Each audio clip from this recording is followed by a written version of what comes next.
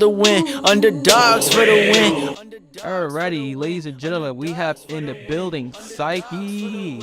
Welcome, Psyche. Thank you so much for coming over here today, man. I appreciate you. Of course, man. And a special thank you to we shoot our interviews right now at Daydream Studios. Feel free to check them out on Instagram, on our socials. That'll be in the description. So, Psyche, again, thank you so much for coming over here today. For those who don't know, give us a little bit of who you are, a little bit of a bio or like an intro of yourself, like who you are, what you do. For those that need a little education. I got you. So my name's Psyche. I go by the name Psyche. I'm a rapper. I skateboard. I love being around people. I'm getting in the groove. I'm getting back on the scene like crazy. But right now I'm just batching up a bunch of music, so that's what I do right now. All right. And as far as music concerned, I'm just gonna start off. What is your favorite genre? So some of the genres you like to work with? Just like creating in general. Yeah. I mean, I think I'm still kind of trying to develop my sound right now. But my main influence is like J. Cole, A$AP Rocky's Fire. I like a mix of like lyrical but also experimental type of vibe.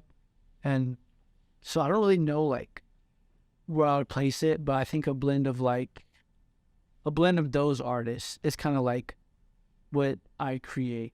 And like I said, I'm still kind of like on that discovery of the sound because I have a bunch of different sounds. So I think right now it's really like I said, I'm just working a lot right now, working on music. So I'm just trying to figure out what sound I really want to like capitalize off of, which sound I really want to go into.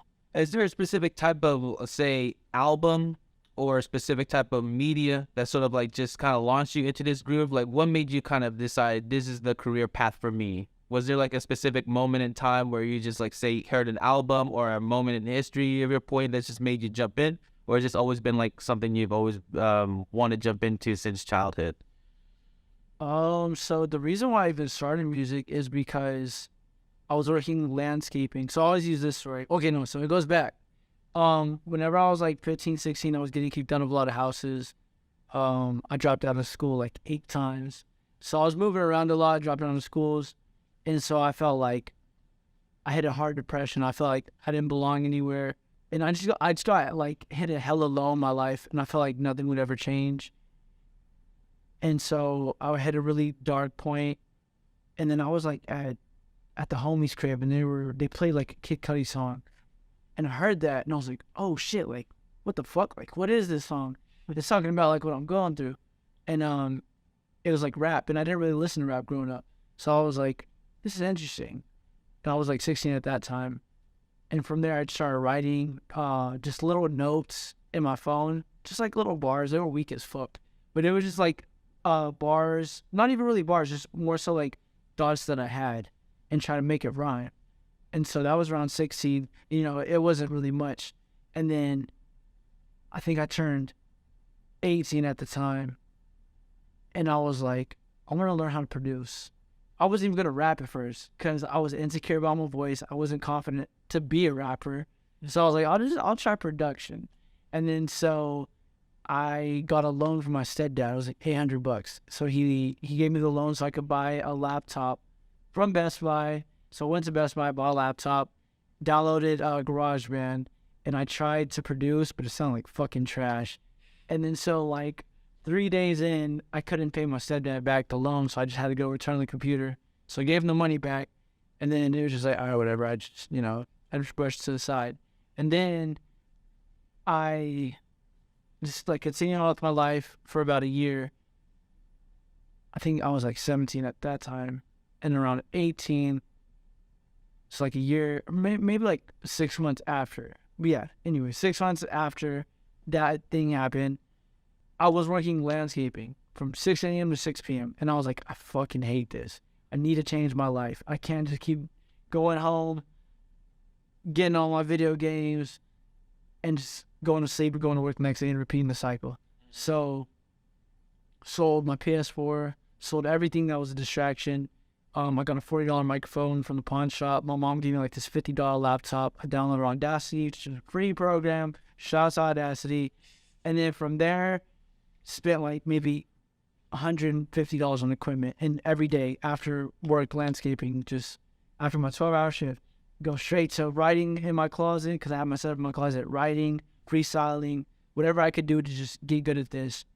And then here I am at 22, done a lot of dope shit, and I'm on my way to doing even more dope shit. So it's kind of like the journey. Nah, man, that's what, man, I respect to that, man. And now one of the things that that you kind of pointed out that I respect about is that, you know, you're open to the fact of your struggles. Many artists, you know, what I've noticed is that they don't really open up with that. They never really like to talk about their struggles. They just talk about, I'm just working. But, you know, you being so open about it, like, yeah, you know, I worked in the last game business. I dropped out of high school late times. I had real struggles in my life. I think is what gives you like that inspirational look that it really like people can look up to the everyday man. Like, hey, you know, my life may be rough, man, but this guy, you know, he dropped, like you said, you know, dropped out of high school 8 times, worked in the last gaming business for a majority, and yet he's out there in concerts. Yeah. He's out there doing some of the best shows. And again, Matt, that's one thing I love is that you overcame your weaknesses, especially with your performance on your shows, man. Like, especially from not Restless Fest to Up Next Fest, man. You really got that crowd hyping on that video, which, again, huge thank you for inviting me out there, man. Got to be the behind-the-scenes guy to shoot that recap video. That was something, man. That was one thing I remember that kind of shocked me the most is when you were just, like, on the crowd playing Let's Celebrate, and you jumped out the gate, and everyone in the whole mosh pit over there. And that was something, because, like, no disrespect to Up Next, but, like, it was, the shows were great. No disrespect for them, but nobody was doing a mosh pit like when you were on the show. Nobody just jumping up. I had a lot of people tell me it was the best performance of the whole night. I don't know. I'm a little biased.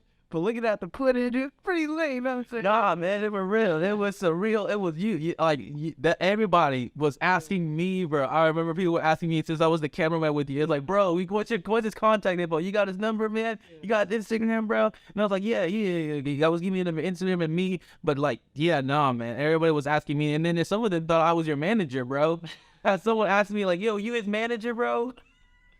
It was just funny. No, for real, man. But that was one thing, man. It's like really inspirational, like you said. You know, that you after all this, man, you still out here doing this kind of stuff. You out here, you put in some of the amazing performances, man.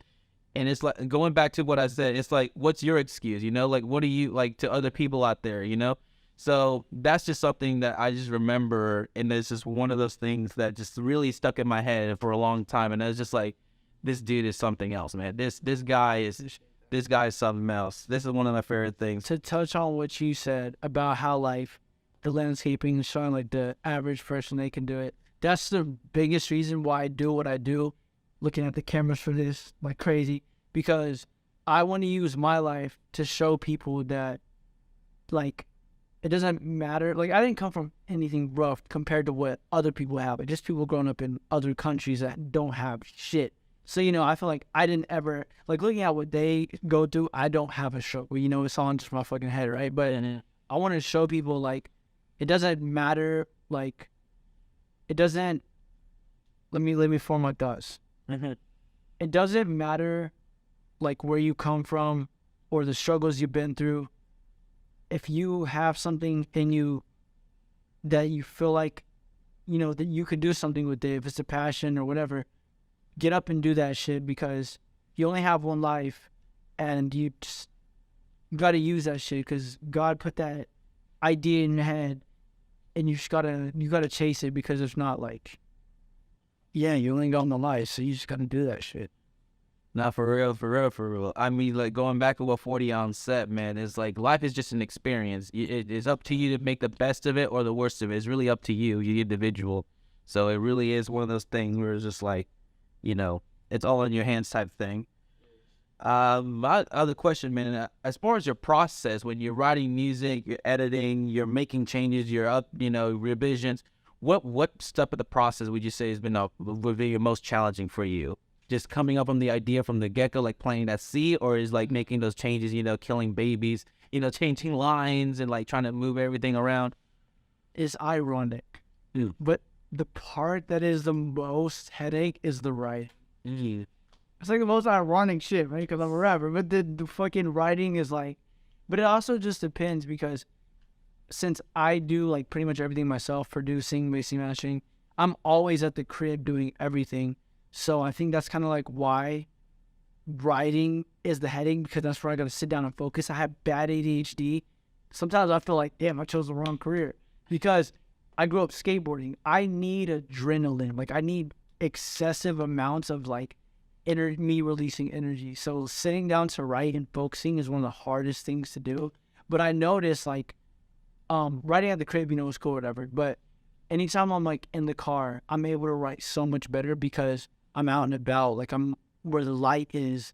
A lot of times I get in like a weird funk where like the day will go by and I'm in my dark room. I haven't eaten for a while. And it almost becomes like a dark thing. Like I'm writing. So it's just, you know, it's important for me to get out also. But that's why I think sometimes the writing process is a little bit of a headache. But not always though. Because there's times where I'm in my room for hours and I'm just in the zone. Like my ADHD doesn't even exist. So I'm focused. But I would say, yeah, it's ironic as fuck. But yeah, writing can sometimes be the biggest headache. What are some inspirations for like writing? Like, do you look at like say other lyrics versus inspirations? I've heard some people say they read to books, like they run into like to go more into like some whole like poems to kind of get some lines from some pieces. Like, what are some things you do for research? Like just sort of like gathering the ideas of brainstorming. So I have a lot of songs that I got a shitload of songs I haven't released, but for like 2 months, I only listened to J. Cole's Born Sinner album because I was like, I really need to learn how to storytell. And there's a few songs in there, like the song called Runaway. There's one more, that Land of Snakes and Runaway are the two songs I had on repeat because it was the way that he told the story. And for me, like, I dropped out of high school a lot. Literature was my worst subject. So, like, I never knew how to, like, I didn't really learn any of the writing elements that I needed to create a good, to even just like, no, I'm not going to say like to create a good song, but just to write in general. Mm-hmm. And so I'm very illiterate, right? So I would just listen to J. Cole and I'd be like, okay, like what is he doing and how can I do it? And so I started realizing, oh, well, at this part, he's using like internal dialogue. At this part, he's using like, what does he see? How does it look? Like, and so I started learning, oh, well, you need to write, to create a good story, you have to, like, what do you see visually? You have to put yourself in that character. How does that character feel? What does he think inside his head? And you have to learn how to blend, like, inner dialogue, external details, and everything together. And so I think it really is just, like, for me, finding an artist and just diving into how they rap. And then I do, like, I do read here and there, and that does help. But I think I've mainly developed a lot of skill just from listening and really studying how they place the lyrics and like where the like. So yeah, I think that's really like where my main brainstorm as far as lyrics is at. Hey, that's good, man. That's good, man. Especially trying to I think really one of the main benefits of like trying to understand the art. Especially let's say for rapping, is like you studying the greats. Always study the greats of the great rappers. Or for me, in my case, personally, I'm a filmmaker, you know, so I study like the best of films, you know, top 100 films of all time, and to just really see what the masters are doing and what you can do to put your own twist on there. Yeah, it's like I agree with that. It's like, you know, to make a good recipe, you kind of got to copy someone's recipe so you know how the base of the recipe works. And then from there, you're like, oh, let me throw in salt this time. But let me throw in this lime juice or whatever. And then so, like, you know, after copying, mimicking how people do it, then you're like, you start to find your own ways to do it. And it becomes your own recipe. So I agree with that. No, facts, man. What would you say, as of right now, if you have one, it would be your marketing plan? Like, what are some branches you're trying to get up to? Because another thing I want to touch a little bit upon is, like, sort of clothing brand. So you're starting to try to get into more clothing. Was that always also been a thing that you started around the same time period as when you were starting and getting into the music? Or what did it kind of came as sort of an afterthought? So, honestly, I did, like, clothing before music. Whenever I was 15... I started printing clothes in my bedroom, and I would just wear them to school. And then I had a homie that would come over every day after school, and we'd just be printing together. I made so many like fucked up T-shirts, and he would just wear them to school because we had our own shit. Like he was like, we made this. But I really started printing whenever I was like 14, and then really dove into it whenever I was 15. But my homie Kevin, he's the one that taught me how to screen print. And then so from there, I'd just be in my bedroom printing. And then so now that I have more of a following and people that I could sell the clothing to, it's like, well, let me try something with the clothing. And since I design everything myself, I've been doing Photoshop since I was like 15. So all the graphics you see on the shirts are all designed by me. But yeah, so it started before the music, but now it's like, I kind of got an audience. Let me just mess around with it and see. Is there any time we expect, can we expect, let's say, a shoe line? Like, we're going to see you with a collab that says Nike or some Dior? May, like, what there was that one Instagram reel I saw. I was like, maybe not today, maybe not tomorrow, maybe not next year, but one day. And like some Mexican UFC fighter or whatever, and he said that. But no, yeah, for sure. I don't know when, but What brand would you want to collab with, say, if you want to start a shoe line? Like, would you do Nike, Adidas, New Balance? Like, what would you pick? I think Nike. Nike? I recently started wearing Nikes, though. I used to only wear Superstars type of vibe, but I don't know. I'm kind of rocking with the Nikes now. Hey, I feel you, man. Especially these court Bruins I got. I just recently, Those are clean. Yeah, no, and I recently went to Kohl's. Shout out to Kohl's, man. They got some fire shoes on the lot, especially when you want to go for some basic stuff, nothing too over the top. And you can't go wrong with forces. Like, those are simple and just clean. Oh, these are court Bruins. They're like SB dunks. Yeah, they're not forces. They're like SB dunks. They're like the dunks before the dunks. Let me put back in the walls. Let me see. I'll give you a little twist.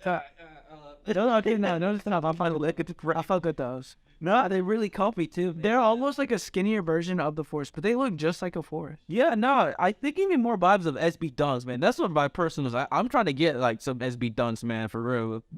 I would say that's probably one of my favorite shoes. So all the resellers out there, I never wore SB dunks because I couldn't afford Nike growing up. But yo, the skyrocket in the skateboarding community. Like, come on, guys, what's going on?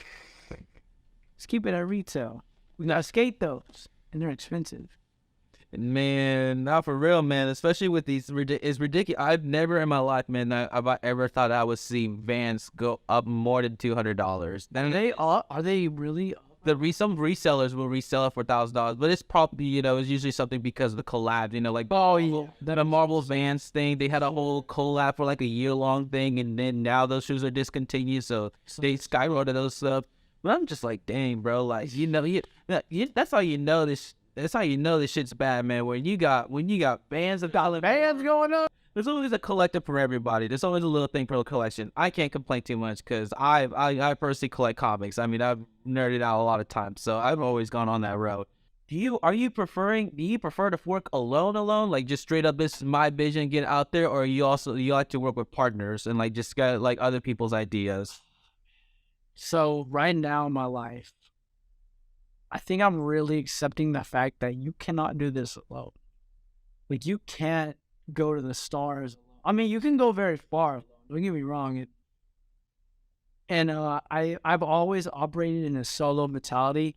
I think it has a lot to do with like growing up in my teenage years, and kind of like how I was like moving around kind of made me in that solo mindset. And even with my art, like I'm producing everything, I'm mixing the majority of everything, mastering. It's all like me.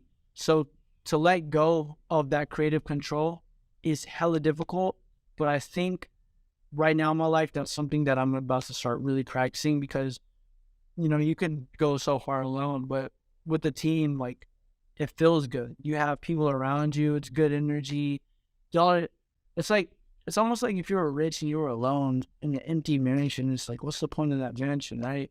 When you have family, you have friends, it makes it all worth it. And so now I'm starting to really realize I really want to start building my team, have those people around me that we're going to the stars together, we're making this shit happen. And I don't think it's really fulfilling to do it fully by yourself. So right now I'm in that mindset of let me learn how to be more of a team player. But I definitely think, I did it a lot solo, and that's cool. But a team is great. Yeah, that's facts right there. I think like I agree with you 100%. Like you can go depending on your talent, right? It's like you can go far to the stars, but sometimes, man, you can be a master of everything, and yet at the same time you could be a master of nothing. Like for example, you're you're a music artist, but you don't know how to manage yourself. You don't know how to social media market. Like, yeah, you could see the thing that, and this is that's something I started to realize too. Shout out to Jay, man. Sort of seeing the importance of social media marketing. Like, it's cool. You can just, yeah, it's good to make videos and stuff. But if you know how to upload a video, like upload a clip, or like how to like time a reel, or like really involve yourself with the social media, like engage with your audience. And it doesn't mean anything. Yeah. So that's one thing. That's one I kind of realized what it means to be in a team. It's like really understanding, like not just understanding your role, but also understanding other people's roles, and how y'all can like sort of like a web help each other out. Like a string of web helps out another string of web and another web. You know what I mean? Yeah, and I think like with a team, it's important to understand like what's your vision and like things you don't really want to compromise on, because you want to keep your ideas, but at the same time, like since it's your ideas, you're so married to the thought that it's sometimes hard to take in consideration other people's, whenever some of those ideas might help a little bit more. Like, it just depends, like, how it is, though, because if someone's trying to get you to make pop music, you don't want to make pop music, and that's not your vision, then it's like, that's when it really makes sense. But I'm saying, like, as far as, like you said, social media, like, there's probably someone that probably knows how to do that better, or managing. Like, if you're an artist, just do your art to the best, and maybe like have someone who can manage, because you might not necessarily know how to work that to your best ability. Sometimes your best ability is just being an artist. So that's why I think like it's important to have a vision and understand what you want. It'll help the people around you know the direction to go as well. But so that's kind of my take on vision, teamwork. Yeah, especially like it's really important too, especially for social media marketing, because you want to tell people your next performances. Yeah. I mean, speaking of which, man, time to plug in some performances we can expect soon, man. So May 28th, 2023, Carnet Solo Fest at Gillies. It's gonna be the biggest stage I've ever done so far. Really? Yes. So I'm trying to get as many people out there as possible. I've outsold 2 artists on festivals already. I'm trying to have this be my 3rd festival I outsell artists. Just because I want to show myself that I can work hard. And I've been wanting to get on this festival for like just 2 years now. So finally the 3rd year they're having it, I'm able to be on it. I'm excited. It's going to be the biggest stage, and I'm just going to give a lot of energy and hopefully have as many of my supporters out there as possible. Y'all heard it, folks. Carnet's May 20th. You're in the Dallas area. Let's go. I kind of asked 40 ounces this question before on my previous interview, and I'm kind of curious about your perspective on this as well. It's like, how do you keep that mindset of not being envious towards others? Because it's very easy, especially when you're in the creative industry, to just fall into like, oh, you have, this person has either this manager, or this person has this studio, or this person has this as the top of the line Mac, has a top of the line Mac. I don't have a GarageBand, but this guy has, Right. Audacity, or like. So I'm just curious, from your perspective, how do you keep yourself in check of that behavior, and be like, hey, that's them, I'm doing me. Right. To be honest, I think that's something like, and this me be vulnerable. Like that's something I'm working on right now, because sometimes I'll dip into the mindset where I see like, and that's all like social media thing, right? Where you see someone's got this, or they got this opportunity, this and this, and you just feel like, damn, like what the fuck? Like I'm working hard, like why am I not good in this? So I'm a victim of it. I'm guilty as fuck. Like I do that, and it's something that I don't want to do, and it's something that I definitely catch myself when it happens. But I think we're all human. A lot of people will face that. At the end of the day, it's really just an insecurity. If you're doing yourself well enough, you don't need to focus on what you don't have. I think it's all mindset, right? You need to focus on what you do have. So it's almost like you're falling into a negative mindset.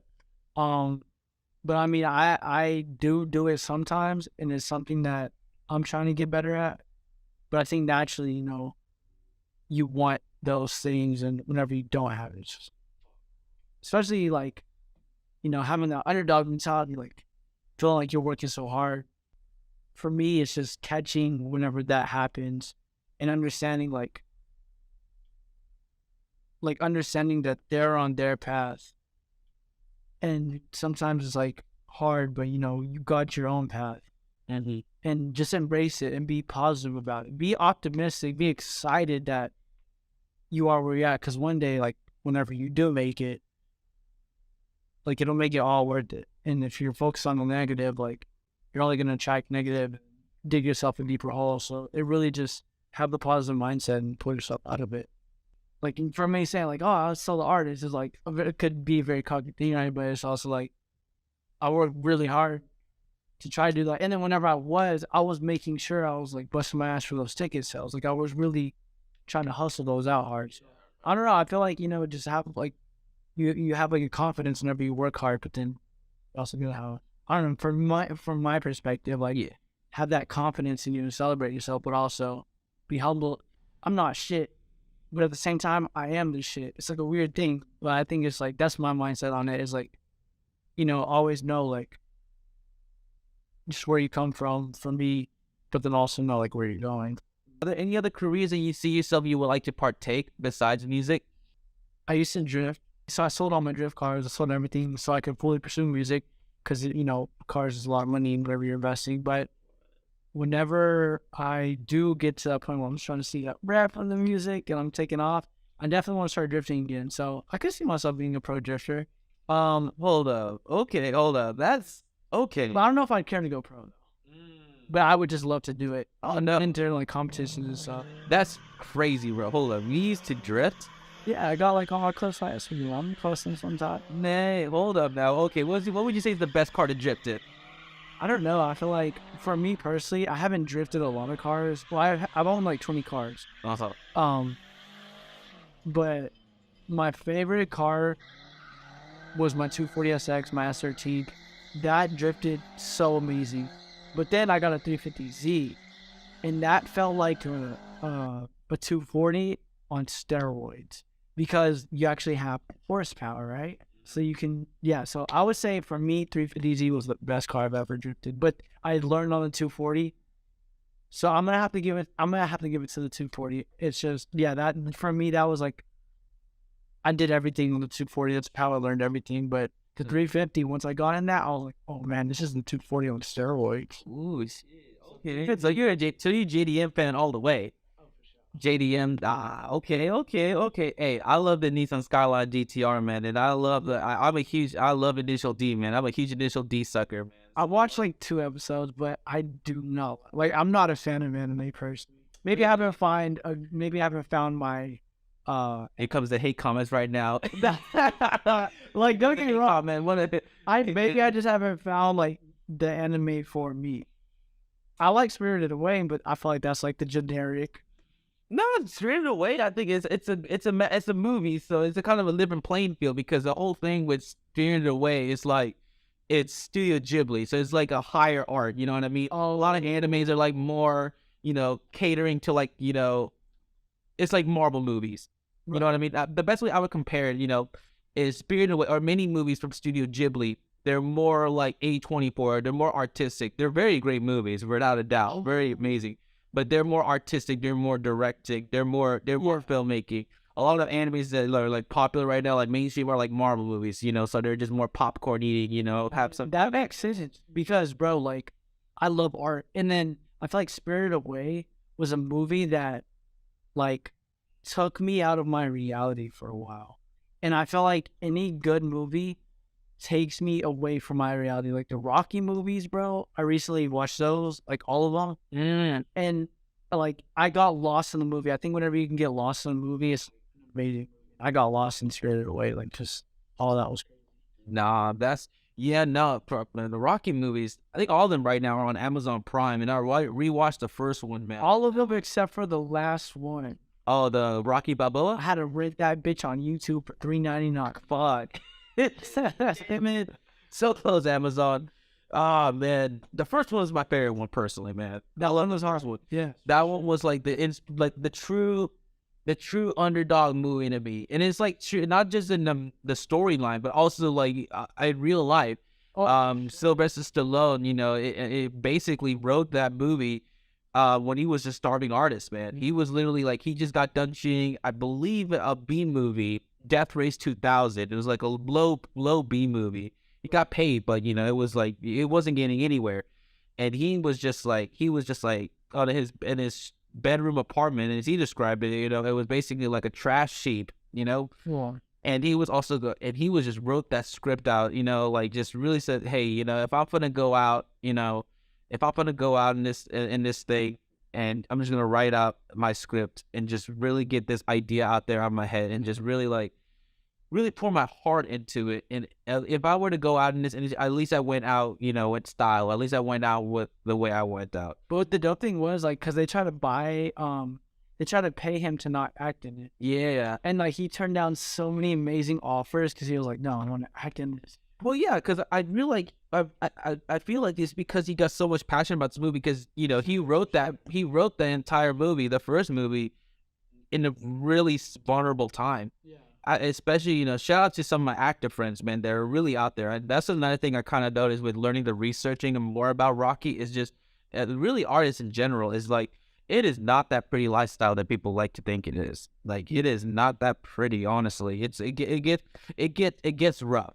You will there's a lot of sacrifice, and you think you reach a milestone where really that milestone is like very little. You know what I mean? That's the crazy thing to kind of see about like, you know, getting into this industry. Yeah, well, I think anything that's like a dream, I feel like is such a fucking struggle. And a lot of people, you know, like you said, like they kind of glamorize it, but there's a lot of tough shit you gotta do. It's years of taking like thousands of L's. I said it in the song the other guy. I was like, for every 1,000 no's, I heard one yes. So it's almost like it's tough. It is tough, but it's like You gonna sit in your bedroom and cry? You can make your fucking dream life happen. Which one? nah, for real. Facts. You are the controller of your own destiny. You know, you are the only one in charge of this kind of stuff. So you can't really like let other people get you down. And if that's something I think that's just true with, you know, chasing your dream. What are you willing to sacrifice? What are you willing to give up and make your dream come true? You know, Sometimes quitting the day job might be the thing that boosts someone. Sometimes that might be the thing that destroys someone. Sometimes you need that. Sometimes you gotta just get the fuck away from it. I used to watch a lot of like interviews on how artists made it, and I would be like, oh, Rested to Sangui, or this person moved there from their hometown. And it's like, honestly, like, you don't know what your path is until you just like you were saying, like 40 said, it's on experience, right? And that really is it. Like, a song a week may not work now in today's age. The market's oversaturated, and Russ was like big for opening up the doors of independency at the time. So I think it really is just like, find your path. If you feel like you gotta quit that day job, quit that day job. If you feel like you gotta stay, then fucking stay. But at the end of the day, it's like you gotta find your own path. if there's one thing you would wish to have in the world, man, like one absolute main thing, like a wish, what would it be? Anything that I want, I can achieve. And I don't feel like I need a wish. I mean, my grandma makes really fucking fire cookies, so I wish like someone in my family can learn how to make those fucking cookies. This is not good, and we need to keep that in the fucking family. That shit is so fire. That's what I wish for. That's what I wish for.